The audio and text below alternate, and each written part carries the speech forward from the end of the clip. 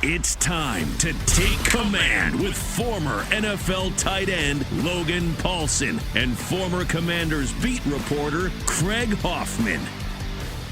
Take Command podcast from Odyssey Sports. I'm Craig Hoffman, host of the Hoffman Show on the Team 980. Covered the team on the beat for about 5 years. That's Logan Paulsen, 10 years in the NFL as a tight end, including 6 in Washington. And Logan, today we have a little bit different podcast, obviously, as we get into the off-season rhythm. It was great having John Keim on the pod. If you missed that, make sure you go back and check it out. But what we're going to do today is dive into some really nuanced stuff on offensive strategy, scheme, etc. Because we hear all these different things that are being thrown around about these offensive coordinators. This guy's a West Coast guy. That guy's an Eric Coryell guy. Mm-hmm. What do those things actually mean? How do those offenses come together? And what would be a good fit in Washington and with Ron Rivera? Then we'll get into the rest of the NFL playoffs and take a look at the games coming up this weekend. But Logan, it seems like the offensive coordinator search hasn't moved too much in the last 20 whatever hours it's been since we recorded with John. Shurmur had his interview. Zampese's interviewing today. There still hasn't been interviews. They've been requested, but not necessarily granted with some of the other guys we talked about, like Studesville down in Miami, Bevel. But is there any, as you've had a chance to dive into more of these guys, let's start there. Like, is there anybody that stands out to you as either a favorite based off what you're hearing or a favorite that you would like to see higher based off what you know about them at this time? Yeah, I mean, I'd probably go like Darrell Bevell or Eric Studesville, and I think a big reason is because A, they've called plays, and B, they seem to have a history of understanding what Ron and this staff, the Martys, are looking for with regards to the offense. This kind of something we talked about with Keim the other day. They understand how to call a game with a run emphasis and how that run emphasis and the formations associated with those running formations can positively insulate the passing attack. And they're also young guys. They've got good coaching careers. They've been quarterback coaches. They've called plays. All of those things you kind of like to, or at least I like to check off in terms of boxes with regards to an OC. And people say, well, Logan, why do you want a quarterback coach? Oftentimes you want a quarterback coach because you want a guy who can communicate with that guy, and the quarterback coach has to understand the passing game from the quarterback's perspective. I also like a guy who's called plays, right? Because there is a skill associated with that, the rhythm and when things need to be called, how things need to be sequenced. All that stuff's really important. The prep in the week is another thing that's really important when it comes to calling plays. You have to kind of establish your first 25 plays or whatever it is. So all the guys that have that experience, I think, are very, very important. A guy like Charles Lennon, for example, has been a running back coach his whole career. So there are advantages to having a running back coach. They know protections. They know offensive line blocking schemes, usually not as detailed as the O-line coach. But, he's never called plays. And he was a first-year quarterback coach last year in a system that didn't do anything especially innovative from a pass game standpoint. So you kind of say, even though I like the Atlanta connection, I like the philosophy there, does he bring enough experience to the position, or is he going to be kind of a youthful guy who needs a little bit of time to get better, which Ron doesn't necessarily have. Right. I think you see even this weekend the inexperience of calling plays in the playoffs, and especially if it's a head coach, which obviously is not the case here. But, Mike McDaniel is brilliant. His inability in a key situation to get a 4th and 1 call in time and get all that organized while also being the head coach and in the play caller, that was an issue. I think the fact that they're in that game in the first place is a testament to Mike McDaniel. He deserves a lot more credit than he does blame. Like the fact that he was in a position to screw it up, so to speak, is actually a testament to him. But that situation, he hasn't been in before, and right. Especially in that pressure of a playoff game. Same could be said for Kevin O'Connell. I was watching Kurt Warner's breakdown of the 4th and 8, and he's like, look, I don't love what Kirk Cousins did here, but I also really don't like the play. And in that situation, can you get to the right play call? And so obviously for them, it was taking the step of being the head coach, having to make some of the time, score, whatever decisions, and calling the play. It's a lot of responsibility. But also those two guys are pretty young play callers. They've worked under Kyle or Sean, respectively, or Jay here in Kevin's case, where they didn't necessarily have full control of the play calling. And when it's your show, those situations are very difficult. And so having someone who's seen that before does elevate the candidacy of a guy like Shurmur, a guy like Bevel, who's been in Super Bowls. And like, look, we can say Bevel made a mistake in the Super Bowl, like a pretty famous one. He calls the play that gets picked off when they should have just run Marshawn Lynch in from the 2-yard line, and it cost the Seahawks a Super Bowl. Well, that's a mistake he's made and certainly learned from, and an experience he's had. And if he gets in that position again, maybe he doesn't overthink it to the extent that he did along with Pete Carroll in that spot. So there's advantages of having the mistakes already made, having seen the situations that you're talking about as a play caller.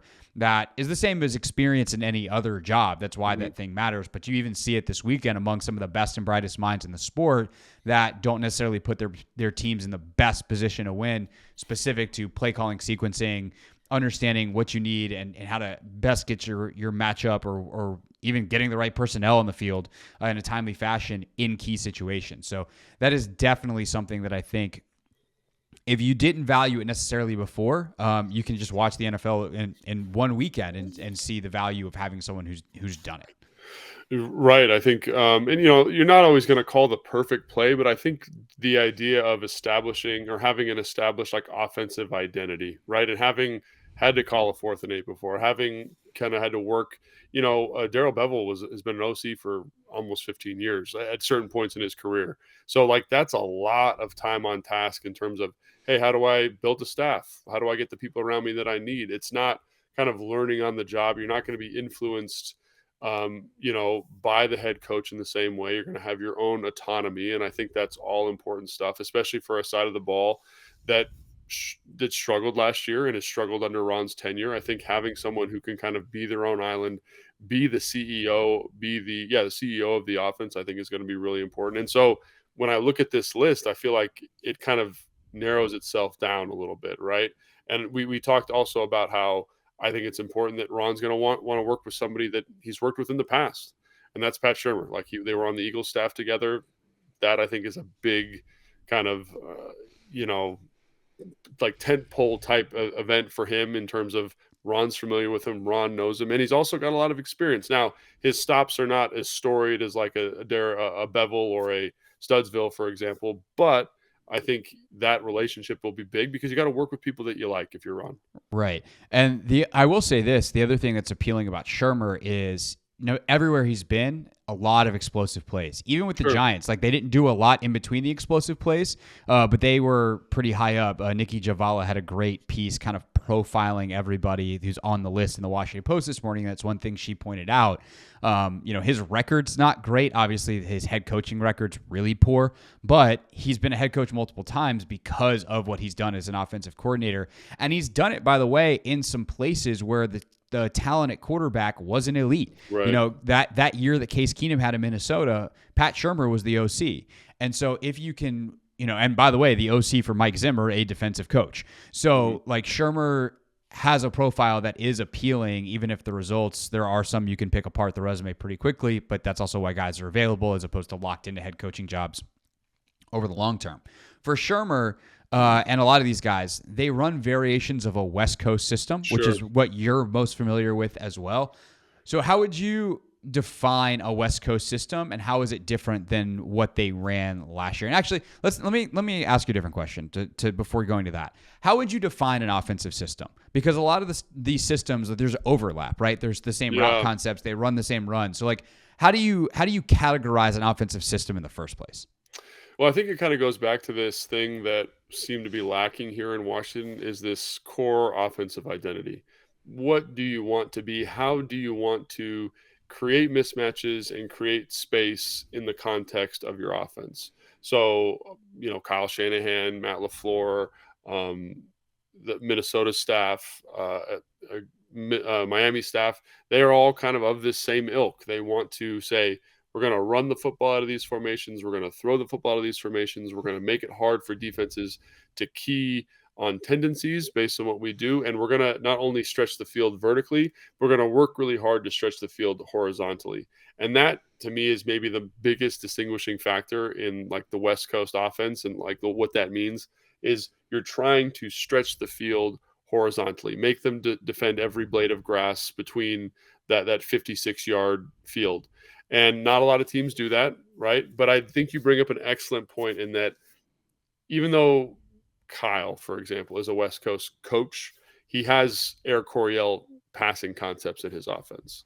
They have kind of infused themselves. Now he gets to them in different ways than, let's say, Scott would get to them, but they're all kind of overlapped. It's the thing that, again, defines his offensive perspective is that core tenet of everything should look approximately the same to start to down, and the defense shouldn't be able to tell the difference. And we want to work, again, this is something I've said a lot, to subvert defensive expectations of our offense, throwing out of heavy personnel, running out of light personnel, finding good matchups, finding good angles. And again, that's what makes his offense and his offensive tree so effective, is because I think those tenets can apply to any offense. He just happens to do it from a West Coast perspective. Right. West Coast, of course, the origins with Bill Walsh out in the Niners back in the 80s. And has gone down from there. Guys like Andy Reid and his entire coaching tree have really spread that throughout the league. But it's the short for West Coast, like a lot of short passing, but that horizontal stretch as opposed to Eric Coryell, which is what Scott and Norv Turner, obviously one of the main disciples there, and has spread the offense through his coaching tree, including his son. They want to stretch and create that space vertically far more often, which is interesting, though, because a lot of like a slant flat concept is something that exists in both offenses. Your dusty concept, as it's called, the language is obviously different, but like, that concept exists in offenses, which brings to the next question of like, the language, is that something that's specific to like West Coast? Like if you go from Kyle to Sean, are you getting basically the same language? I don't know if they work together, so maybe that's a bad example, but like if you go to two West Coast guys, are you getting basically the same language? Two Eric Coryell guys, basically the same language? Or does every coordinator wind up doing things differently? And that's part of the challenge of bringing in someone new, is you're going to wind up having pretty much no matter what to learn an entirely new language for your offense. Yeah, so there are a lot of crossovers in terms of West Coast terminology. For example, you mentioned dragon, slant flat, lion, double slant, drive, drag, dig. All those things are kind of in the same ilk. Other teams run them. For example, when I was in Houston, they are from this New England offensive tree, which is very kind of like it's almost like contained in its own world. So when someone gets out of it, it feels like, man, how did they get to this language? They're running drive, for example, but they call it something completely different. And it's just like, how did they get there? Like what? And it's funny because like they even draw their pictures different. So like you'll be looking at the picture, and you're like, what is this? Like why does it look like that? And you're like, oh, that's drive. But why did they draw it with this point of emphasis? Why did they get to this? And a little bit of it's because they want the spacing to hit a certain way. They want the release to hit a certain way. But it is funny when you're in different offenses with different kind of core tenets. So, for example, Kyle, Sean, all those guys, that'll look approximately the same. Like the picture will look the same. You'll be able to say, okay, that's drive. But then when you go to a different offense, it might just feel a little different. They might emphasize something a little different. They might say, hey, on the drive, we want you to sit here as opposed to here.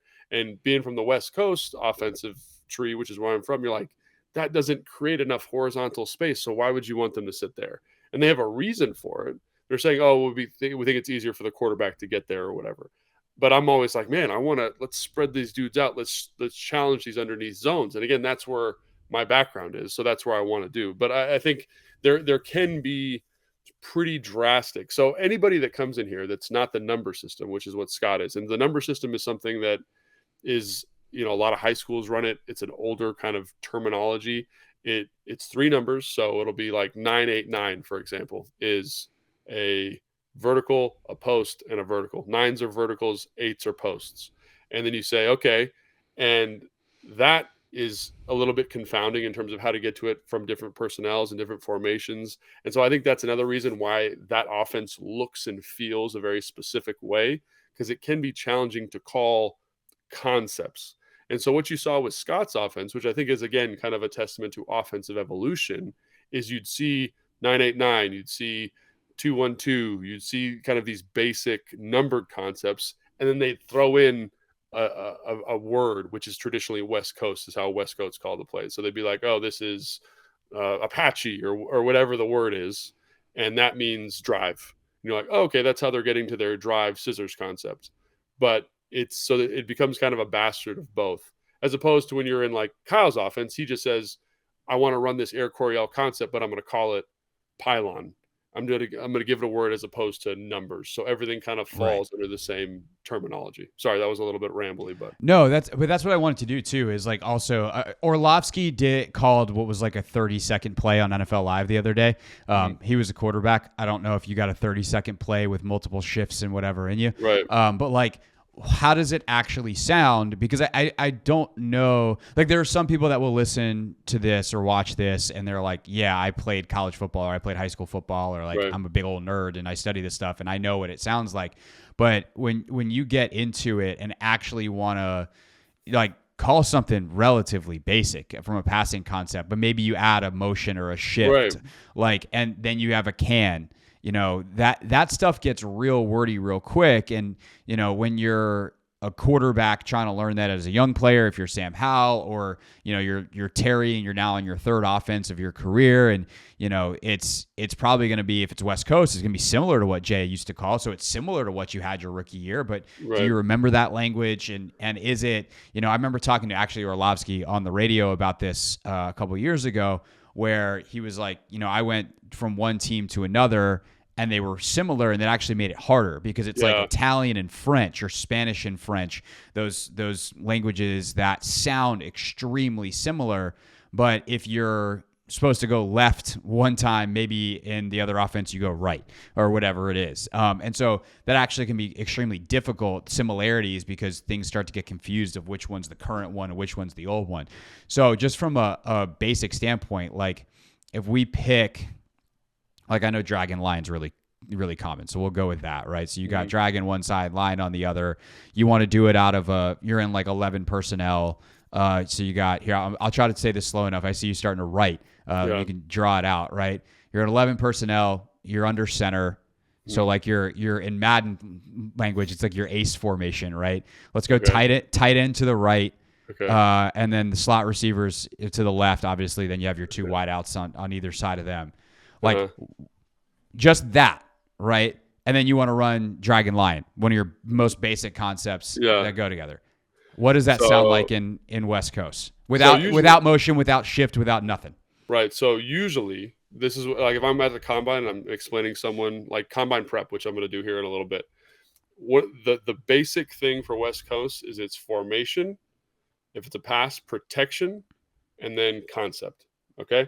So for this, it's double right. So right indicates the direction the tight end is going to go, and double is the formation, saying that the F for the adjusting player will be to the left side of the formation. Okay. So tight end right, adjuster left. So you get your X, F, Y, Z, right? Good. So you say that would be quick game. So it would be three jet, because it's a three-step drop and the back's going to the right in protection. The offensive line's going to go to the left. And then you say dragon. And then you might need to tag that differently. No, you're in 2x2, so you're okay. So that was it. So formation, protection. So formation, double right, three jet, dragon. That's it. Easy peasy, right? But let's say I wanted to change it up. So I'd have to go double right, three jet, dragon, lion. Y gets the first tag, X gets the second tag. Let's say I wanted to go out of a 3x1. It would be trips right, three jet, Y over dragon, right? Because it's a 2x2 concept. Now it's 3x1. So the Y has to go over the ball, or has to know he has to go over the ball. So again, that's where you get into some of your variety. And then some offensive coordinators will say, I expect the tight end to know in a 3x1, he can't run a flat here. He has to run over the ball. And so we don't need to tag that. And you just have to memorize that you have to be over the ball. And that's like that is like the most basic route concept. Right. And then you might go can and call a completely different play. A lot of times the can plays wind up being runs, and the run plays are a little simpler to call. And you've already got the formation, right? You asked about a crazy play. So this was a play that I had when I was in San Francisco with Kyle. So basically it was let's say it was strong, bump to strong right. So there's the formation. The fullback's got a bump. 18 Zorro, can 19 week, alert, pass 19 week, X drift. Okay. So that's all in one thing. So that's 3 plays that are called. That's one play called and 3 different variations you can get to. 2 runs, right and left, and then the pass off of the look that you want. Yeah. And that's Kyle's probably doing that all the time. Yeah. And that gets a little bit dicey because there's motions associated with each play call. There was times where he'd can the run, and I would have to, as the tight end, I'd have to switch sides of the formation because the run strength was now to the left. So you'd have to memorize a motion, you have to memorize a shift, and you have to memorize your rules off of that new run that you were going to. And then if he were to check to a pass, I'd have to go back to the other side. It was very complicated. It puts you in a good spot, but you do have to be on your P's and Q's. Right. Well, and this is why teaching is so important.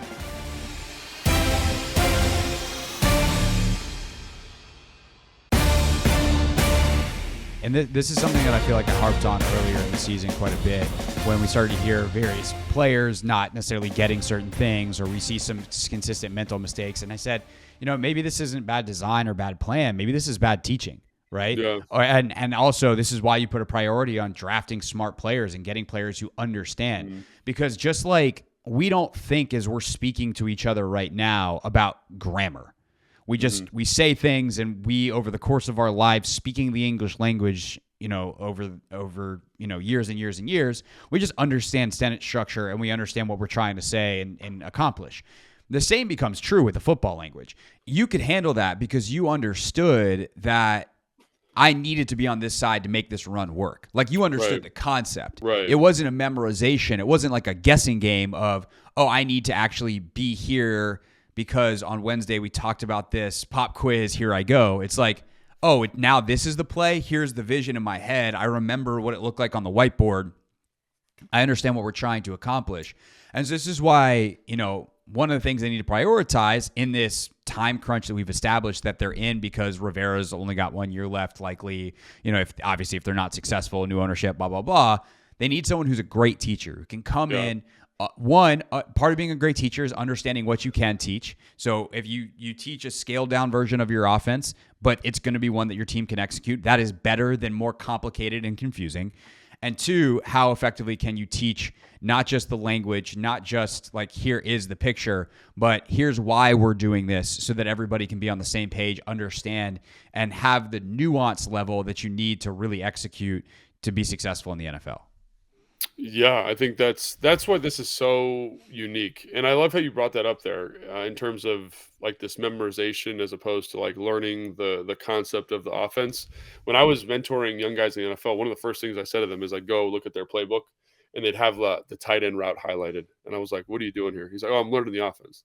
I'm like, you're actually not. You're going to make it really hard for yourself. Like, because you're going to have to know all of these different spots because whoever the OC is, Sark, Frank Smith, whoever the offensive coordinator is going to formation this where you're going to have to be the number 2 guy. So what does the number 2 guy have on scissors? And it's like, well, I don't know. I didn't memorize that. It's like, no, you got to know conceptually what the whole play is trying to do. And that can be really challenging because a lot of guys don't have like that ability, or they don't know what they don't know yet. And so it can be hard, especially with a young team. And I think you're going to run into a thing here where I do believe that Ron is going to try and keep the same verbiage. I really do. I think he's going to try and keep the same verbiage, which I've done before. I've been a part of staffs where they had an offense that they liked. They had to move on from the OC. Atlanta's a perfect example of this. Kyle's offense, they brought in Sarkisian. Sarkisian's offense is not worded the same way as Kyle's offense. He doesn't understand like how to stack stuff and layer stuff the way Kyle does. But, excuse me, but he had to learn it. And so you could tell there were times where he was like kind of reverting back to his old offense, coming to his new offense. And a lot of people think that's easier to do, is have one guy learn the whole offense. I personally would prefer it if the coordinator just installed his own offense, because it's the language he's speaking and he knows that this is my answer versus this. So I think that's going to be a really interesting element to kind of keep an eye on with this offense. Is it the same offense that Scott installed? Is it Scott Turner's offense? Is it this Air Coryell kind of derivative, this number system? Because number system, I'm telling you, is it can be tough to learn. Because do you have the knowledge base to recall the play that we did earlier, the simplest version of it in the number system, or is that never an offense that you learned? I've never been in it, but I can give it a shot. So basically what you're going to do there is you're going to give your formation. So whatever it is, I think in this offense, it's like twins. It's not double, it's something else. So I always think of like T is two to each side. So twins, whatever it is. Twins, and then it would be 2, 1, 2, F flat. So X has a 2, Y has a 1, Z has a 2, F is tagged on the flat, right? And so they use the tag because it's kind of that merger system versus like a pure version might just go F1. Right. So it's only 3 numbers. That's why it gets hard to get into some of these other things, right? So the F, I think in this offense, I don't know for sure, is always tagged. That player's always tagged. And instead of starting with the Y side, which a lot of offenses do, they start with the X and they go across that way. So X has a 2, 1, Y, wherever he is, even if the F's the next person, Z2. And so even that to me is just like, what are we, you got to memorize that. All of a sudden, you're speaking Hebrew. You're going right to left. And you're like, whoa, way different as opposed to going Y side first. And so that's even like a subtle thing. And then understanding that like let's say it's like a slot, it's like a bunch. Like imagine doing that principle from a bunch. So we go, let's say it's so Z, Y, F. So it's 8, 5. We got to I'm going the wrong way now. So it's 8, 5, 7, F flat, right? You're like, oh my God, like what are we doing? You know what I'm saying? It becomes a little bit more tedious to learn that in addition to the new formations. And you can see how even the number system there would really make it difficult to motion to something with the new thing, because as you're moving, you change in terms of who you're counting. Let's say I'm the Y and I motion outside of the X. Now all of a sudden I become the first digit. He becomes the second digit. We tag the F. You know what I'm saying? Like it just makes motioning and moving a little bit more cumbersome as opposed to saying, hey, we have scissors over here. If you're the outside guy, you've got a post. If you're the inside guy, you got a corner. To me, that just, and maybe that's because the language I grew up speaking, but it seems like you're adding a level of complexity and a level of focus, and that makes it a little bit less likely to run some of these motions and shifts that I think fans were calling for early on in the season. Yeah, I could also see where someone like Scott, who grew up in it, and that's the language he spoke first, would be like, I got to remember a whole bunch of words when I could just, like, I got to remember 9 routes. How hard could it be? Like, if I wind up being the outside guy, then my number's the first one. Like, okay, cool. Like, it actually, in some ways it is, in some ways it isn't. It depends on what you're used to. It depends on what you learn first. And, I don't even, like, some of these college offenses that it's like, Ringo. And it's like, that's the whole play. Yeah. And it's like protections and concept and depths. And it's like, whoa. Yeah. So it's really difficult. So I think what I want to pin down there is sometimes that kind of offense limits the level of complexity you can achieve in your offense. So if you're an offensive coordinator from the West Coast system and you're used to these motions and these shifts to certain concepts, how do you articulate that same result in the number system? I think would be a little bit tedious, or it could potentially be tedious or cumbersome. And the other way goes first. Because if you look at like old Air Coryell offenses, they're pretty stagnant to start the down. It's not like they're moving around a whole bunch. And I think and again, this is totally out there. So if anybody that is listening has any familiarity with the Air Coryell offense, tell me if I'm wrong. But I think it just makes it harder to move around in the formation than it is in a West Coast system. Yeah, I mean that would make sense on some level, but it also again depends on what you're used to. I'm sure. For those, which is why I appreciate you saying like, hey, I'm used to West Coast. This is the language I speak. But there also is an element to like, if you try to say computer in Latin, the word doesn't exist because Latin's a dead language that when it died, computers didn't exist. So there just aren't, which is why like the English language, they add words to Webster every year because like you have to eventually create new stuff. And, that's why, and like, how do you call we see like Hunter Renfrow inventing routes. Like, how do you call that in a number system? You're out of numbers. Do you call that a 23 route? Like, what do you do? And so you probably have to tag it. So you get in this weird bastard where it's like, it's like 9 jerk 8. And you're like, okay, well now do we tag 2 people? Do we tag this concept? And so that's where you get into this kind of bastardization, excuse me, of offenses and cross schemes. And I will say Kyle, in my experience, always did a good job of saying, we're just going to make up, this is our concept. We're going to put it in our language. And I think with these more traditional offenses, that can be a little bit more difficult. Right. And it's something that I know Cooley was really fond of, was like when he got to invent the new word, and where some of the stuff, he had muskrat and had this. Were you the one he was doing that stuff with? He did a little bit of it and I always thought he was joking, and then he'd call it in the game or in practice. I was like, oh, I guess that's the word we're using for that. He would come up with based off of who you're playing that week, or someone falls asleep in a meeting that becomes sleepy, because the play, you're trying to that happened once. I don't remember which receiver, but like the primary on a certain route that Kyle was trying to install was asleep in the meeting. And so they installed it. They woke him up and were like, this play is now called Sleepy. And so that's how some of that stuff happens. And it's why it can be fun and like it's easy to remember versus the numbers and all that kind of stuff. Yeah. And now that everyone's ready to go hire an offensive coordinator, we'll have an update next week and see if they've hired an offensive coordinator.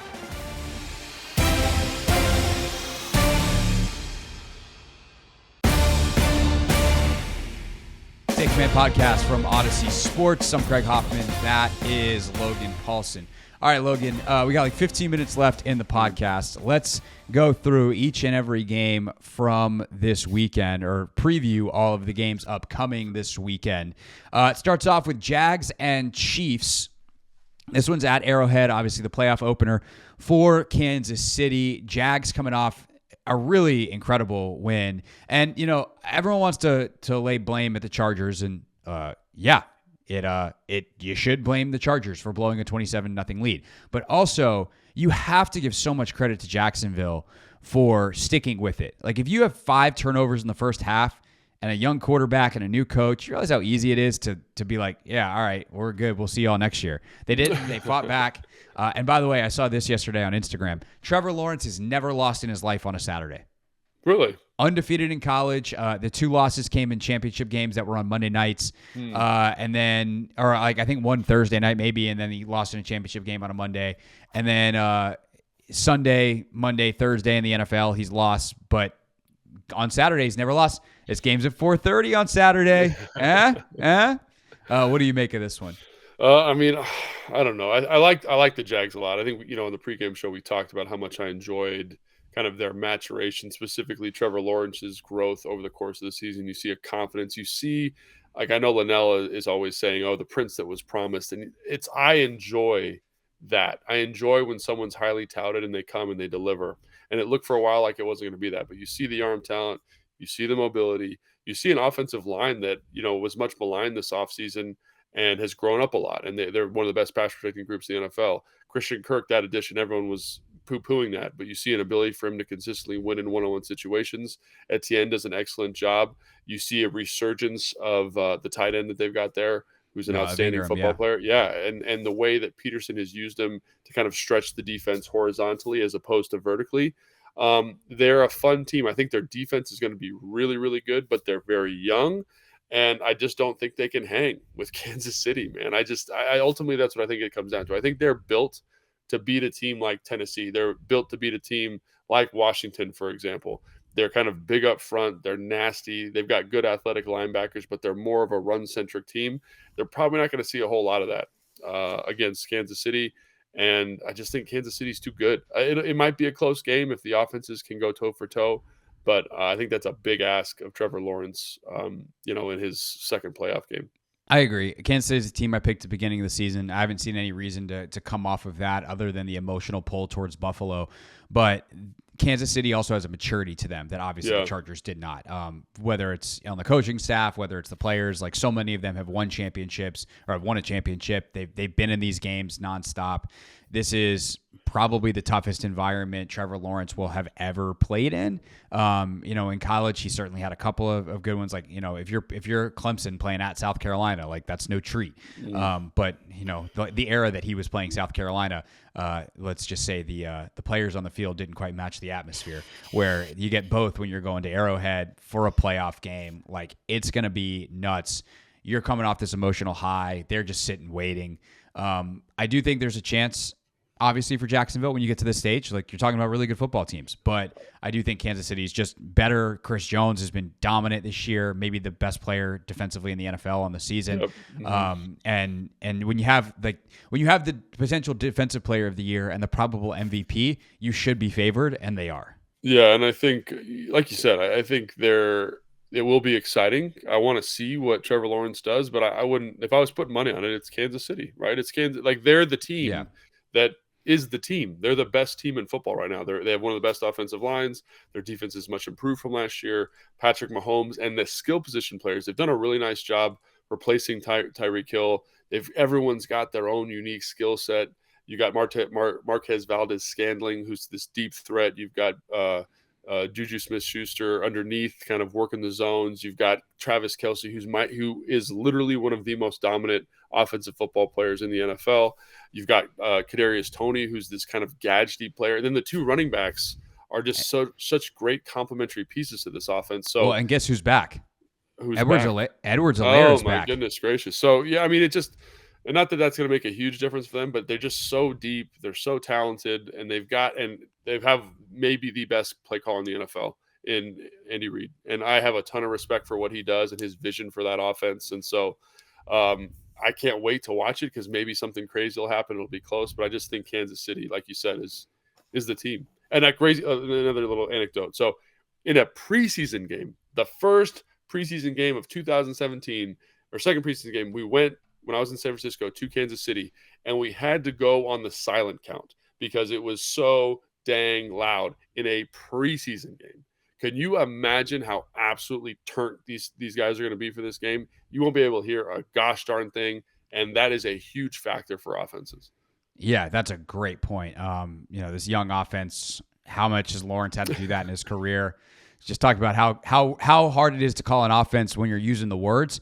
Try doing it when you can't.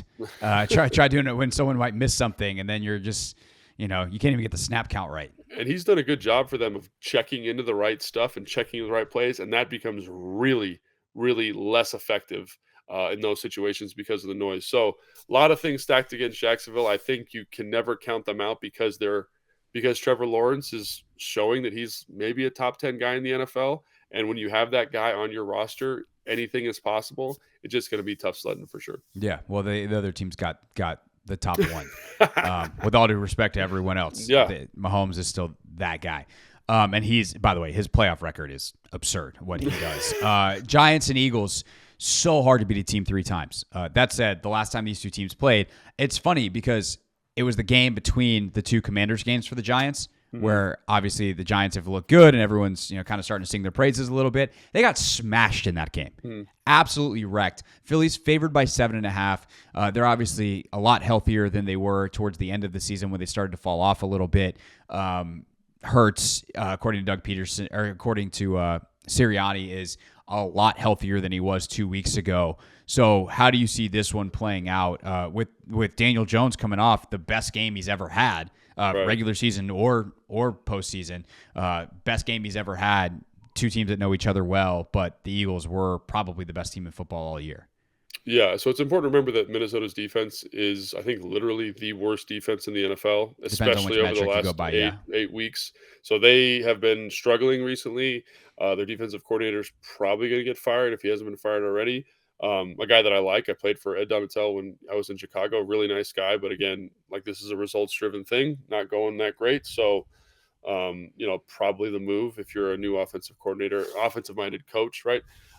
Anyway, I digress. I think that it's important to remember in that second Eagles game with the Giants that the game flow switched pretty dramatically off of some mistakes by the Giants. It was like a big punt return. There was an interception or a fumble, right? And it allowed the Eagles to get out way ahead really early. It was 21-0 in the first quarter. And that is not the type of game flow that the Giants want to play. They want to keep it nasty. They want to keep it close. They want to keep it dirty, and they want to stress you out. And I will say the thing to me that's the X factor here is this coaching staff for the Giants. Wink Martindale, Mike Kafka, the head coach, I forget his name at the moment. Brian Dable, thank you. Those dudes have been absolutely just wizards this season in terms of coming up with game plans. And if you look at what they did against Minnesota, I would expect something similar here. You're going to see their best punch. Now, do they have the horses to execute it, especially versus a healthy Philadelphia Eagles? Probably not, because Philadelphia is maybe the best roster in football, second probably to Kansas City. Very, very talented group. They've upgraded all of this run-stuffing personnel up front. It's going to be very hard for the Giants to be who they want to be. But I like the coaching staff for the Giants, and I know they're going to come up with something innovative and unique for this Philadelphia defense offensively, and Wink Martindale is going to do something crazy. They were the highest blitzing percentage team in the NFL. They play Minnesota. They're under 25%, which is so out of the blue, and it just totally confounded what Minnesota wanted to do. So, again, that to me is the X factor. Can the Giants win? Absolutely. Will they win? I don't think so. I think the Eagles are a very good football team. This is another interesting one with the bye week. How do you handle a bye week as an inexperienced team? Obviously, you feel great about the Chiefs because they just get byes every time. They know exactly how to handle it. Right. What is this kind of relatively inexperienced Eagles team do with a bye week? Do they decline? Do they hold form? What is it? Yeah, that's going to be really interesting. Their form down the stretch was certainly less than ideal. After that smashing of the Giants, 48-22 wound up being the final, and they've been rolling. They had 35-10 over the Titans, 40-33 over the Packers, but they lost to the Cowboys in that shootout, 40-34. Only scored 10 points against the Saints, and then they beat New York 22-16 to round out the season, which is another really weird thing that's happened now multiple times. Is you wind up with teams in the playoffs that just played. I mean, last week, Ravens and Bengals, this happened to as well. And you just wonder, how does that affect the game? The fact that they played each other not that long ago. But the Eagles have consistently been better than New York in their head-to-head matchups this year. I don't expect that to change, but I do expect it to be tough. And I do think that Wink Martindale showing an ability, not just a willingness, but an ability to execute a different game plan is something that is really important, because clearly what he's done has not worked in 2 tries against Philadelphia. It was better the second time around, although Hurts wasn't completely healthy, and certainly the Eagles weren't putting their A game out there because they had pretty much locked everything up. But what does the defensive game plan look like? I think that's a fascinating question. I don't know. I'm assuming they'll watch some of what Washington did in the win, but part of that was getting turnovers and things like that. So do they go a little riskier in certain situations, try to force Jalen into some throws or some situations that are higher risk, and then can you make plays? Because that's the other thing, is the Eagles wide receivers just make plays on you. There are certain positions where I think we underrate the Giants' talent, where I go, maybe Isaiah Hodgins is just good. Maybe the story is great, but at this point, how many games in a row does he have to be awesome before we just go, hey, that dude's a good football player? Yeah. That was for some reason on a practice squad, and that reason is probably because Buffalo is stacked at receiver. And that might have more to do with it than anything else. But corner is definitely a position where there's some real questions for New York, and Philly's receivers are the type to take advantage of that. So I do think that's something that might be a hurdle that New York can't overcome if Philly chooses to really get aggressive, especially if they get one-on-one matchups. Yeah, I agree. I think that's probably the biggest deficiency, and I also think it's one of the reasons Wink has been so he's hyper aggressive anyway, but even more to type this year is to kind of insulate that back end and play into some of that variance you're wanting. Because when you blitz, you increase the pressure. Quarterbacks make bad throws. Receivers run bad routes. There's miscommunications. There's also the propensity to get big plays in that situation. But they seem to have that in their wheelhouse. And if you look again in the first Eagles matchup, which is really the only Eagles matchup they had, is they got away from the blitz stuff early because game plan was so crazy. So if they can keep this tight and they can keep them in the clench and keep it kind of messy, the Giants could win this football game, especially if Daniel Jones plays as well as he did against Minnesota. Now, those are all big ifs. Those, again, if I'm betting, it's definitely the Eagles. And this doesn't feel quite as close as the Jacksonville game to me, because I don't think the quarterback is as talented for the Giants. I think he's good. I don't think he's quite as good as Trevor Lawrence. Sunday games, 3 o'clock kick on CBS. Bengals and Bills. Obviously, the last time these two teams played was the Monday Nighter where DeMar Hamlin collapsed. So we see a rematch here. This game is in Buffalo. Obviously, had that game happened, this could have been a different situation. There's a lot of folks that are clamoring that this game should have been neutral site. It is what it is. They canceled the game. It didn't happen. Thus, the two teams that played finished with different records, and the Bills get to host it at home. As for how they match up on the field, Bengals are one of the hottest teams in football. Like, if it wasn't for the 49ers, they would be the hottest team in football. And I know you're a huge basketball guy, Logan, just an enormous NBA fan. But to me, the Bills have a lot of Golden State Warriors in them, where it's like, as long as they don't beat themselves, they're so spectacular. Right. They're so talented.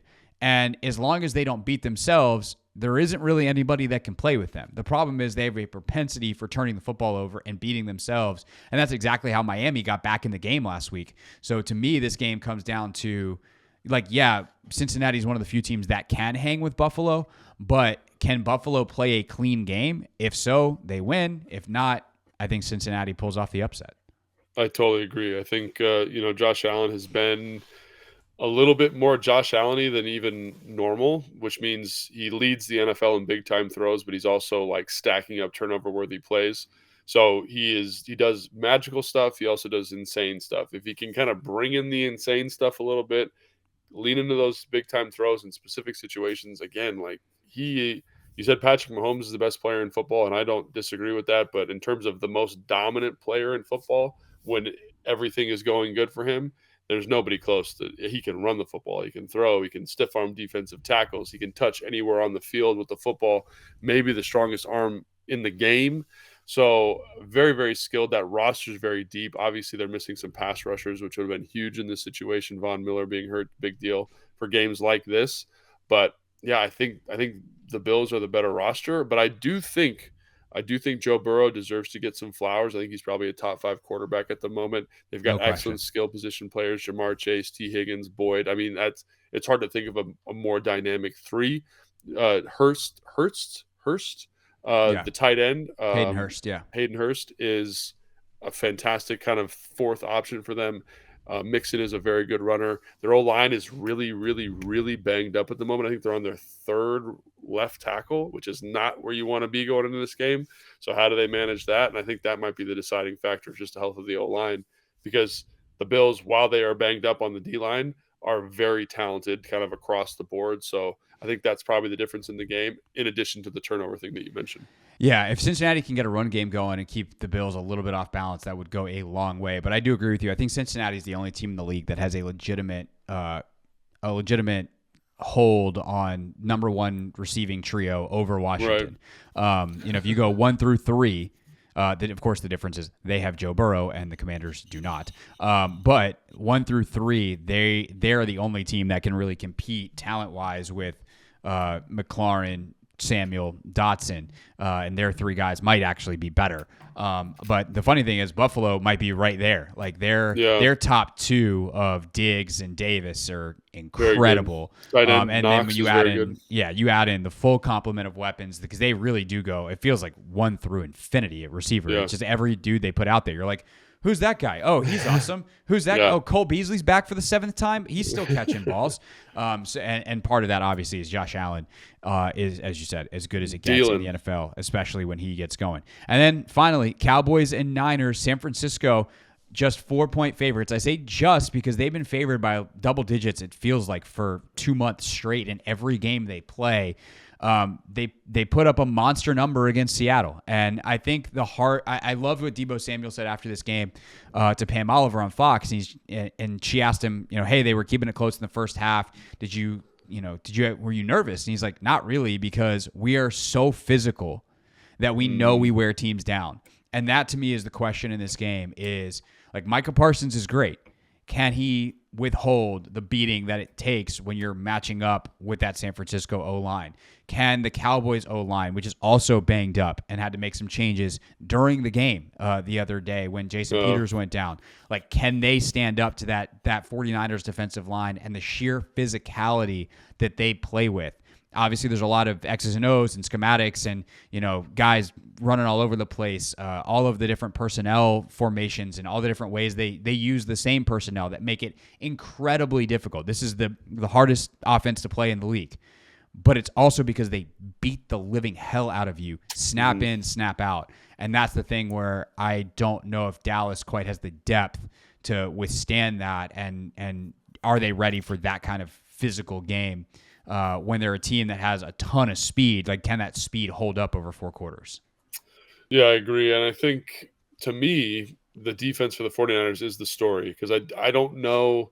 And it might have just been because I saw Dak Prescott look terrible against the Commanders in, week 18. But, can Dak put up a good sheet against this defense? And I don't know, because much like the Commanders, as much as Dak and CeeDee Lamb and these players get the headlines, they want to run the football. And the 49ers have been excellent this year about basically saying, no, you will not do that. So how do you get to the passing game? How do you play in those situations? So to me, that's the storyline, is the 49ers defense versus Dak Prescott, because I don't know if Dak can hang. And if Dak can't hang, then Kyle's going to scheme up this Dan Quinn defense.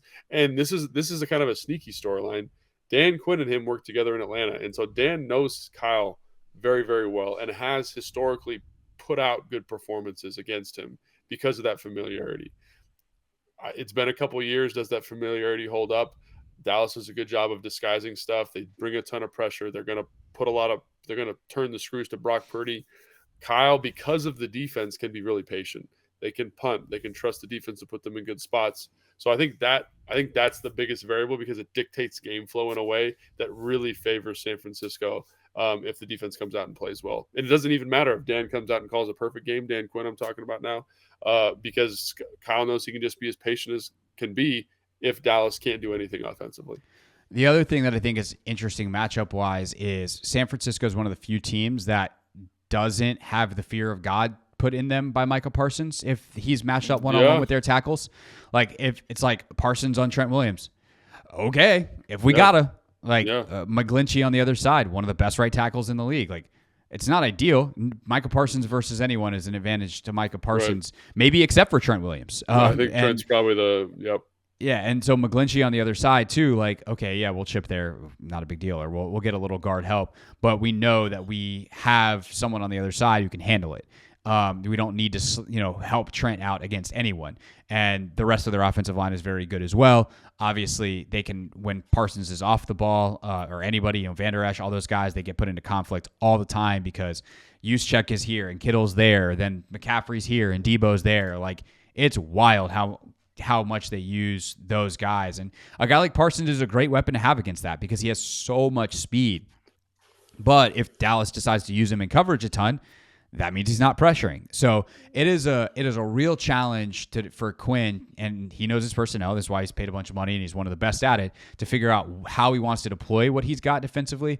Again, and maybe they're better suited to do it than a lot of other teams because they have so much speed. But that's why I go back to the physicality. Like, if you can keep up, can you keep up not just for a half, not even for 3 quarters? Can you keep up for 60 minutes? Or eventually are they going to hit some of those big plays on you? Is McCaffrey going to spring one? Is Debo going to spring one? Is Ayuk going to all of a sudden be wide open 40 yards down the field? Because that seemingly happens every game. And then obviously, as you said, is Dak keeping up on the other side? When he's been at quarterback, this stat flashed in week 18, I think, on the telecast. That was incredible. Since 2020, when Dak is at quarterback for the Cowboys, they have the highest scoring offense in the league. Wow. 32 points a game. Higher than Mahomes, higher than Allen, with like a minimum number of attempts or what it is. Because I'm actually pretty sure Brock Purdy would probably beat that number with the 8-week stretch that he's had. But for guys that have been long-term starters, he can operate a really effective offense.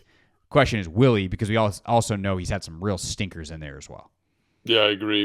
And that's a really interesting statistic. I had no idea that was the case because you were right. It kind of goes against your, observations of them and how especially if you saw them play the Commanders. Right.